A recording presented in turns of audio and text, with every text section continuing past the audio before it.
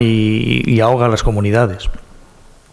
La red permite una interacción, digamos, emocional débil, que es un poco la sede o el origen de la creatividad. Se habla también de software social. Las plataformas hoy en día ya no son los ordenadores ni los sistemas operativos, es la web misma. Hay cada vez más un trabajo colaborativo en las redes sociales, y hay una cosa que me interesa, me ha gustado siempre mucho, que es el famoso edutainment. Este término no lo sé, yo la primera vez que se lo oí es a Bill Gates, que no es una persona de mucha simpatía para mí, pero es interesante. O sea, cómo aprendemos vía hacerlo divertido, que nos mole. Esta es un poco la cuestión. Y se ha acabado esta cosa de estudiar la letra con sangre entra, etcétera, etcétera. Aquí tengo algunos compañeros, Sonia, que hemos presentado algunos articulitos basados en la educación, pues un poco en edutainment. Bueno, en realidad esto es algo introducido, pero tenemos que desarrollarlo, ¿no? Todo ser humano ya es un periodista, ciudadano. Aquí estáis todos con el móvil, podemos estar informando. En cooperación, pues lo que se llama la cooperación desde la sede o la cooperación en el terreno. Y en la medida que tenéis cualquier smartphone con una camarita y conexión a Internet, somos cada uno de nosotros informadores. Cuando vamos por la calle podemos encontrar desde un agujero en una calle y podemos mandar al ayuntamiento diciendo hay un agujero, hay que asfaltar, o hasta ahora pues los movimientos que están habiendo ahora como 15M, etcétera, etcétera, pues podemos informar directamente de lo que está pasando y puentear las agencias de comunicación tradicionales, ¿no? Bien, hay una cosa que me gustó también mucho de lo que está emergiendo con el marketing, que dicen el mercado son conversaciones. Hay una cosa que os lo recomiendo, que si no lo conocéis, que se llama The Clue Train Manifesto, el manifiesto del tren de claves. Es una manifiesta de unas nuevas orientaciones en el marketing, cuya primera afirmación me parece lapidaria, que dice: el mercado son conversaciones entre las personas. En la medida que usted no sea capaz de interactuar con los demás de forma, vamos a decirlo así, coloquial, y le hable usted un lenguaje, digamos, ya de modé, eso de suba asustada, distinción del coche, de las cosas, pues probablemente usted no está haciendo un mercado o no está haciendo realmente un marketing válido, ¿no? Hoy en día. Está emergiendo, Pablo ha nombrado algo de esto, las redes abiertas. Ahí está el problema también del software libre, el problema del hardware libre, que es realmente un concepto muy prometedor, que espero que salga ahora en el debate, pero está emergiendo la idea también de hardware libre, software libre y también del Creative Commons, o sea, el pro común, ¿no? El hacer que la propiedad intelectual sea no solo en software sino en hardware, pues sea propiedad de toda la humanidad. Esto no quiere decir tampoco, como a lo mejor puede salir en los debates ahora, el software gratis, porque realmente la fuente abierta puede ser fuente de ingresos, pero sí que la propiedad no es, las patentes, por ejemplo, están aquí militando en contra de esta filosofía, no es lo que estaba diciendo, así que voy a lo próximo. Lo que está emergiendo ahora también es el compartir, y yo creo que esa es la palabra clave de ahora, ¿no? El compartir, que está basado más en la cooperación, como dijo Laszlo ahí un poco en la introducción y tal. Que no me enrolle mucho. Aquí tenéis, si queréis, las herramientas que están dando origen a este nuevo mundo en red, ¿no? De nuevas tecnologías. Los wikis, las blogs, no voy a enrollarme porque lo conocéis todos, el famoso Twitter, que es microblogging, si queréis, las redes sociales como Facebook. Ojo que cuando hablamos de Facebook son marcas comerciales, en realidad Facebook es una red social, quizá de mayor implantación, pero quizá no es la red social que todos nos gustaría que existiera, ¿no? Porque sabéis que es una red privada, orientada también a ciertos intereses, etcétera, etcétera, pero de momento, pues bueno, es lo que tenemos todos para interactuar. Sabéis que tenemos por las transparencias compartidas, por ejemplo, SlideShare, estas cosas, pues que hemos puesto aquí irán a parar allá, ahora dentro de poco en SlideShare y tal. Fijaros que emergen varias cosas aquí. Primero, las comunidades de voluntarios se presentan como una serie alternativa, por ejemplo, a los métodos tradicionales de producir. O sea, mirad, yo y mis compañeros aquí somos licenciados en ciencias económicas y empresariales, aquí hay muchos, y a lo mejor doctores en empresa. ¿Qué se supone eso? Que somos súper expertos en una institución que se supone que es lo mejor para producir bienes al menor coste, vamos a decirlo así, y satisfacer las necesidades sociales a un mejor coste. Sin embargo, están emergiendo nuevas formas que retan frontalmente esta forma de entender la vida. Por ejemplo, las comunidades de voluntarios. software libre. Todos conocéis, por ejemplo, el Linux, aunque hoy en día esto sería muy matizable, evidentemente, porque hay muchas empresas privadas, muchas distros, muchas distribuciones de Linux, etcétera, etcétera. Pero básicamente, la idea básica es que Linux fue desarrollada por una comunidad de voluntarios, en la cual no hay empleados. Hay un gerente que está mandando ni diciendo, aunque sí que había como comentaba Paco, pues a lo mejor un líder que estaba cogiendo toda la redundancia, digamos, Linus Torvalds, que es el que llevó adelante el proyecto. Pero lo importante es que esta comunidad no está formada de empleados, no están cobrando nóminas, etcétera, etcétera. Y en general a mí me gusta el nombre, decirlo adrede, que era una comunidad más bien de chavales muy jóvenes, de pringaos, pero pringaos en sentido simpático, no en sentido de insulto. O sea, de pringaos que no tienen oficio ni beneficio en el sentido tradicional de la palabra, pero que han dado... que han dado lugar, digamos, a uno de los productos más complejos que se puede hacer en este mundo, como es un sistema operativo que reta cara a cara pues al Windows de Microsoft, que es una empresa pues tradicional con jerarquías, gerentes y todo esto. El ritmo de, por ejemplo, de incorporación de innovaciones o de detección de errores en un sistema software libre como Linux es infinitamente más eficiente y eficaz que lo que tiene, por ejemplo, Microsoft, o por no hablar de Apple, y en fin. Emergen cuestiones como el copyleft. Left es una cosa que, si queréis en inglés, es izquierda, pero también es dejar, ¿no? Y el copyright, si queréis, es derecho, o derecha también, si queréis, aquí hay una ironía, ¿no? Pero está el dejar, algo como basado en el compartir. Probablemente esto que tenéis aquí de la emergencia del compartir es la Zeitgeist, si queréis, o por cierto, hay un documental muy interesante de Peter Joseph que rueda en internet, que os lo recomiendo. Habla, pues, antiguamente pues, la religión como una forma de manipulación y hoy en día pues la creencia en el dinero como una forma de manipulación muy interesante, en lo cual pues creo que está acabándose. Como no hay más historias, voy en 2 minutos a resumir una cosa que puse en un blog hace no mucho. Son ideas que me han venido en el Facebook compartiendo. Por ejemplo, con Paco tenemos un grupo que montó él que se llama Global Mind Squeezing. Intentamos craquear la mente y ahí hay psiquiatras, hay biólogos, hay informáticos, matemáticos, y todos estamos intentando ver cómo se craquea el cerebro humano para conseguir un cambio de conciencia, ¿no? Bien, mi idea básica aquí es que hay como 3 etapas, ¿no?, en la humanidad, así, por imitar un poquito a Lázaro. En la época de los estados-naciones, si queréis, esto arranca con el feudalismo y los reyes y los condes, los varones, ¿no? Y los súbditos, si queréis. De pronto emergen las grandes corporaciones con la revolución industrial y de pronto están pugnando las corporaciones con las naciones. El primer libro que yo estudié en economía de primero, me acuerdo que era un librito pequeñito de José Luis San Pedro, fallecido hace poco, que se llamaba Las fuerzas económicas de nuestro tiempo. Yo recuerdo ya en primero de carrera una cosa tan simple, simplemente ver un gráfico de ver los presupuestos de cualquier Estado, hoy en día comparados con los presupuestos de cualquier multinacional.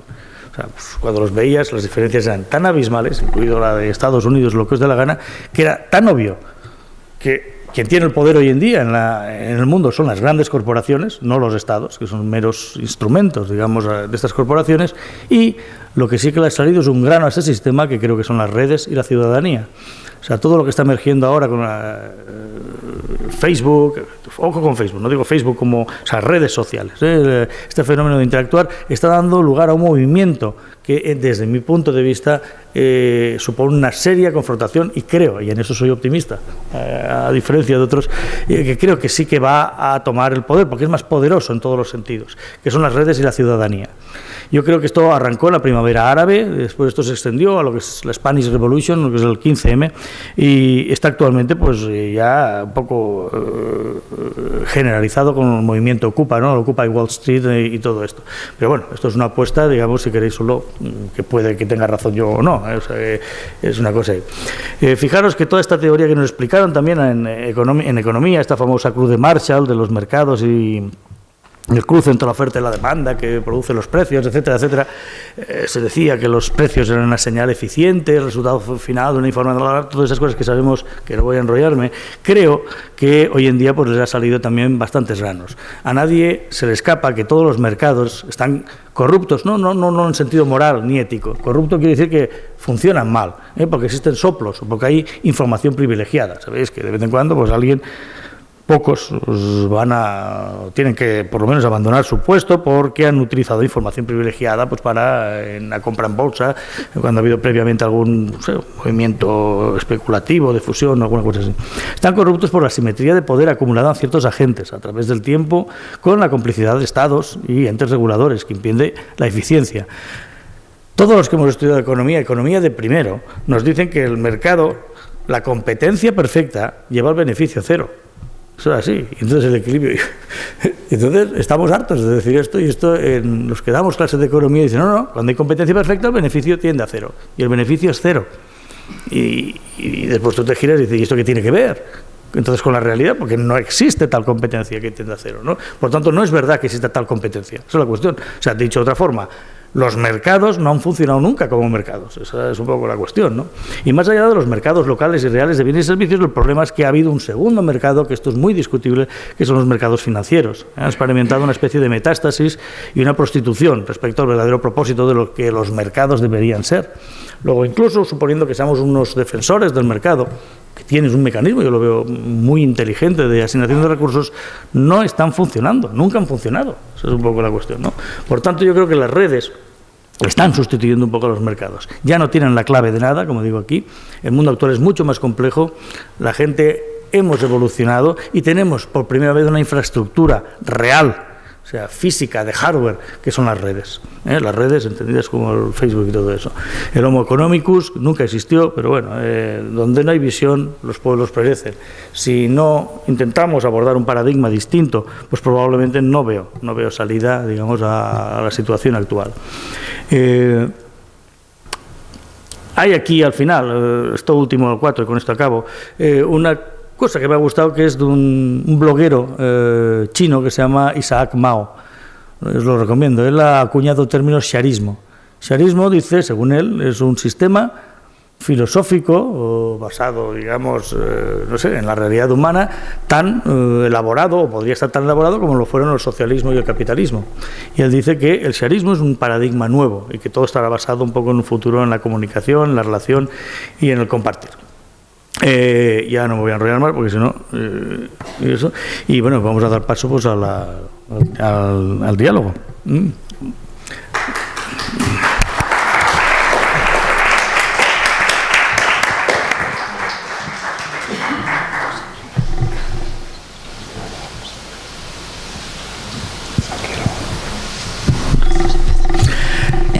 Bien, como podéis suponer, yo creo que tanto Pablo como Paco como yo nos hemos dejado muchas cosas en el tintero. Yo siempre amenazo, como que si no habláis vosotros, pues yo me enrollo y empiezo a sacar más transparencia. Vale, sí. Tenemos una pregunta que nos ha enviado Leonor La Peña, sí. Que lo está siguiendo por streaming. Bueno, ella tiene 2 preguntas para Pablo. Pregunta que si el ancho de banda o la velocidad de conexión de Wi-Fi sería igual o parecida a la DSL, y que si se podría llevar algo parecido a zonas rurales de países en desarrollo. Sí, bueno, la segunda pregunta es más fácil que la primera. Sobre lo de llevarlo a países en desarrollo, eso ya se hace. Ya ha habido colaboración con campos de refugiados en el Sáhara. Y de hecho yo personalmente creo que es uno de los mecanismos que puede ayudar en los países en desarrollo.